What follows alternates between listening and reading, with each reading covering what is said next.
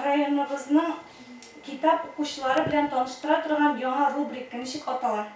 Кыш санашу 2022 елның сентябреннән башланды. Һәр айның иң күп балл җыючысы конкурсын оештыручылар кулыннан үзе сайлап алган китап белән бүләкләнде.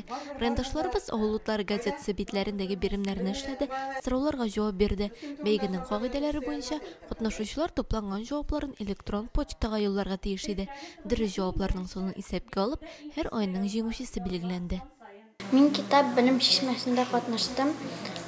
Апрель аенда иттем. Сорауларым бик авыр булды, ләкин миңа әни булышты.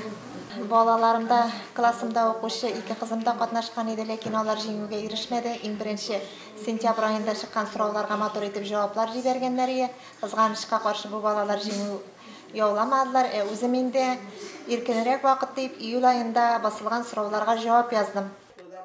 Бәйгенең абсолют җиңүчесен билгеләү максатыннан катнашучыларга Рәмилә Дәүләтова һәм Гөлназ Җәлилова әзерләгән катлаулы сорауларга җавап бирергә туры килде.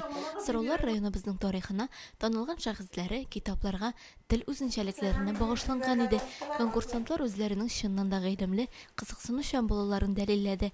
Нәтиҗәдә иң күп баллны җыеп, Мөслимнән Рәзинә Исламова китап белем чишмәсе конкурсының җиңүчесе дип табылды. Рәзинә апа апаста узасы әдәби сабантуйга бару хокукына ия булды.